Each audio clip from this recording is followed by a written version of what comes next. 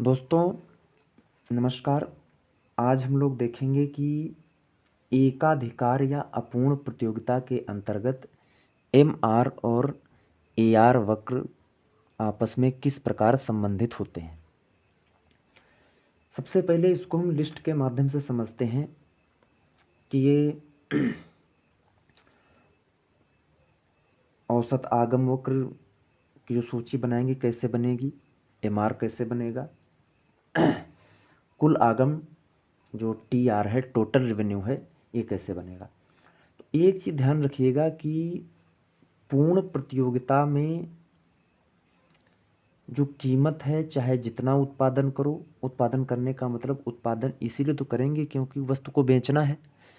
तो कितनी भी वस्तु बेचना हो, चाहे 1 इकाई बेचो चाहे 50 इकाई बेचो, कीमत वही रहेगी। अपूर्ण प्रतियोगिता का मतलब ही ये है कि वहां पर जितने क्रेता हैं उतने विक्रेता नहीं है, या ये कह लो कि विक्रेताओं की तुलना में क्रेता कम है। सामान्य रूप से मतलब यह है कि मार्केट में असंतुलन है। जितना उत्पादन हो रहा है उतने खरीदने वाले लोग नहीं हैं। तो जब उतने खरीदने वाले हैं नहीं, अब मान लीजिए कि एक्स है, एक्स ने 50 इकाइयों का उत्पादन किया, कोई भी चीज़ है, और वाई ने भी 50 इकाइयों का उत्पादन किया, तो 50 और 50 100 हो गए। लेकिन मार्केट में जो मांग है वो सिर्फ 75 की है। तो होगा क्या कि एक का तो पूरा बिक जाएगा। पहली पोजीशन क्या हो सकती है कि यक्स का पूरा उत्पादन बिक जाए, 50 बिक जाए, और मार्केट में मांग कितनी है, 75 की। तो ऐसी स्थिति में वाई का उत्पादन है वो 25 ही बिकेगा, 25 बच जाएगा। तो ऐसी स्थिति में वो सोचेगा कि किस तरीके से क्या करें जिससे कि हम अपना पूरा उत्पादन बेच दें। कौन? वाई। या दूसरा भी इसमें लगा सकते हो कि दोनों की आधी आधी इकाइयाँ बिक रही हैं, तो दोनों के लिए भी समस्या हो जाएगी। दोनों भी सोचेंगे कैसे हम खपत करें। तो उसका सीधा सा एक फार्मूला है। ये सब चीज़ें जीने वाली हैं, आपने देखा भी होगा मार्केट में किस तरीके से काम करती हैं। लोग क्या करते हैं, जब देख रहे हैं कि मांग कम है, पूर्ति अधिक है, तो फिर अपनी वस्तु की कीमत को घटा देते हैं, ये मानकर कि वस्तु की कीमत घटाने पर इसकी बिक्री अधिक हो जाएगी, लोग खरीद लेंगे।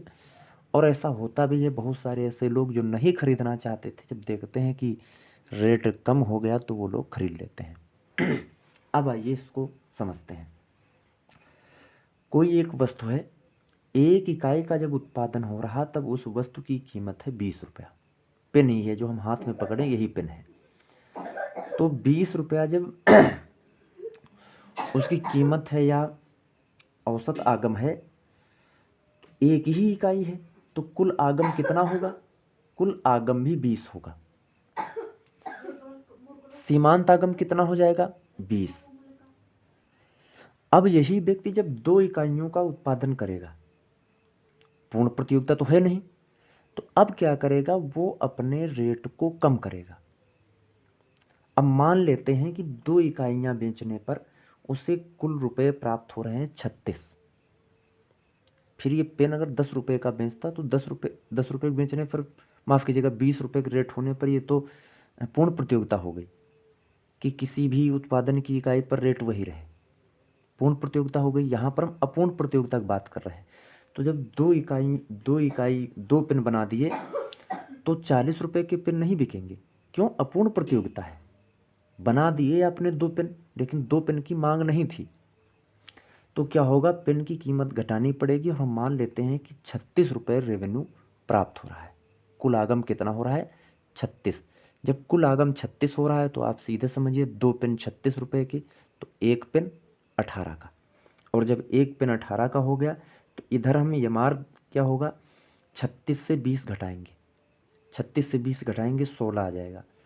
अब यहाँ पर रेट आया है 18 का, इस जगह पर, यहाँ पर था 20 का। अब जब हम तीसरी इकाई का उत्पादन करेंगे, मतलब 3 इकाइयों का जब हम उत्पादन करेंगे, तो अब 18 का रेट नहीं चलेगा। जब 2 इकाइयों का उत्पादन किया था तब हमें 18 के दाम मिले। अब जब 3 का करेंगे तो और घट जाएगा। क्यों? ये मान लीजिए कि 3 की मांग नहीं है, तब क्या होगा? मान लीजिए ये 48 रुपये के बिक रहे हैं, तो AR कितना हो गया? 16 तियाँ 48, 16 तियाँ 48, तो 16 रुपये इसका औसत आगम आ गया। माने एक पेन की कीमत कितनी रह गई? 16 रुपये। और ऐसी स्थिति में MR हो जाएगा 12। 48 से 36 जाएंगे 12। तो अब इसी तरीके से आप समझिएगा कि 4 पर AR 14, 5 पर AR 12, 6 पर AR 10, 7 पर AR 8, और TR भी घटेगा। इसके बाद में MR भी घट रहा है। तो और ऐसे ही ये चीज़ें फिर हम एक बार बता रहे हैं कि आपने पिछले किसी न किसी वीडियो में, जहाँ पर हम सीमांत उपयोगिता देख रहे थे, वहाँ पर भी समझा होगा। बस अंतर क्या है कि वहाँ पर आगम की जगह उपयोगिता लिखा था। तो चीज़ें इसी तरीके से चलती हैं। अब आइए इसको हम चित्र के माध्यम से देखते हैं। हाँ, एक चीज़ और देख लीजिएगा कि जो सीमांत आगम है ये भी देखिए प्लस में ही है। प्लस का मतलब धनात्मक में ही है। और आपकी जो सीमांत आगम है ये ऋणात्मक में पहुंच चुकी है।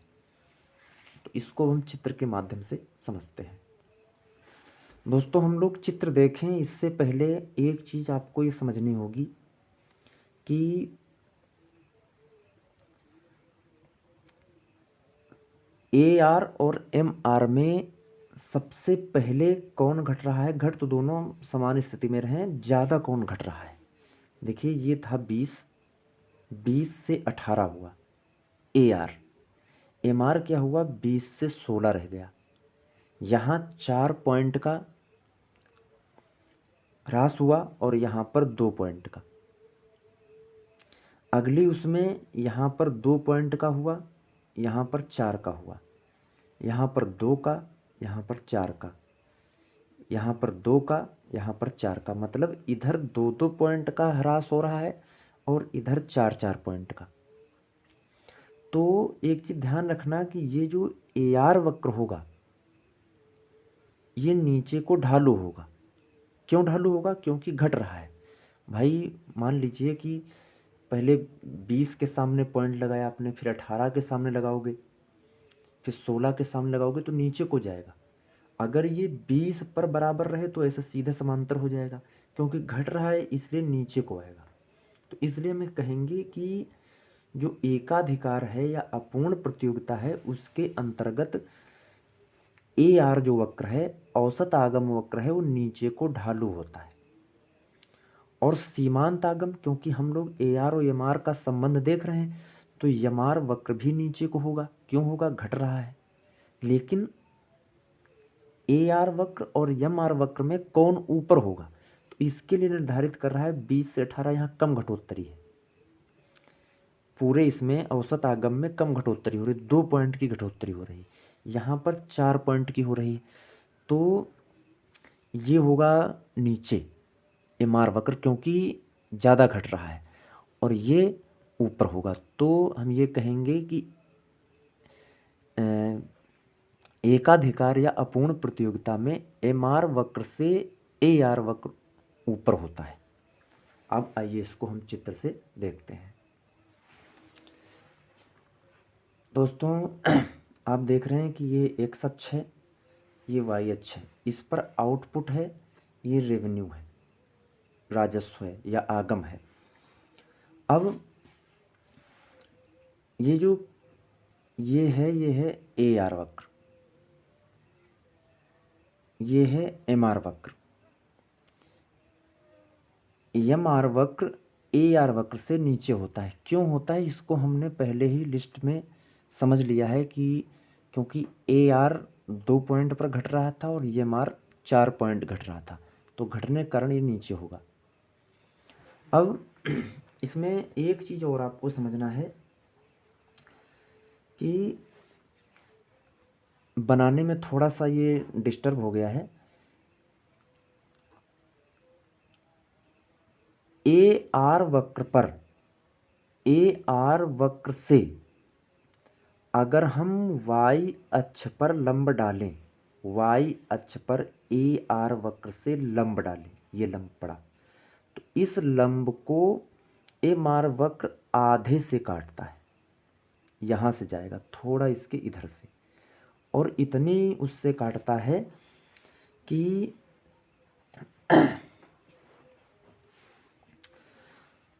हम ये कह सकते हैं कि जो ए बी होगा, ये जो दूरी होगी ए और बी, ये जो बी है ये कटान बिंदु है इस जगह का, तो ये जो एम आर वक्र थोड़ा इधर काटेगा यहाँ पर।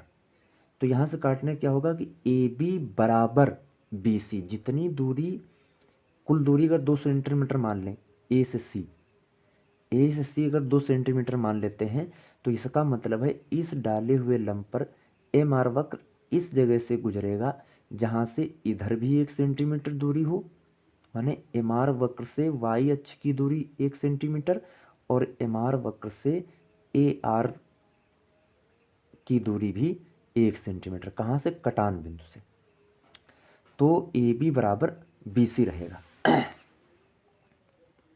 इसमें दोस्तों एक चीज़ और समझनी है कि अगर ए आर वक्र उन्नतोदर हो या नतोदर हो, तो ऐसी स्थिति में एम आर वक्र को भी हम उन्नतोदर या नतोदर खींच सकते हैं, लेकिन उस समय ये जो दूरी है ए सी, इसके बीचों बीच से एम आर वक्र नहीं गुजरेगा। अगर ए आर वक्र उन्नतोदर है तो क्या होगा कि जो एम आर वक्र है ये आधे से अधिक दूरी पर से काटेगा। दोस्तों अगर ए आर वक्र यू आकार का है तो एम आर वक्र को भी हम उसी आकार में खींच सकते हैं। अगर ए आर वक्र उन्नतोदर है, मूल बिंदु के उन्नतोदर है, तो एम आर जो वक्र है वह ए सी, माने जो ए आर पर लंब गिराया गया है, ए आर से वाई अक्ष पर लंब गिराया गया है ए सी, इसके आधे से अधिक दूरी पर से एम आर वक्र काटेगा, मतलब गुजरेगा इधर से आधे से अधिक दूरी। ए आर जो वक्र है, इस वक्र से नापने पर जो बी ये बिंदु है, ये आधा बिंदु है, इससे अधिक दूरी पर से निकलेगा कौन सा, एम आर वक्र। और अगर ए आर वक्र नतोदर है, उन्नतोदर का मतलब आप देख चुके इस तरीके से ये, और ये है नतोदर।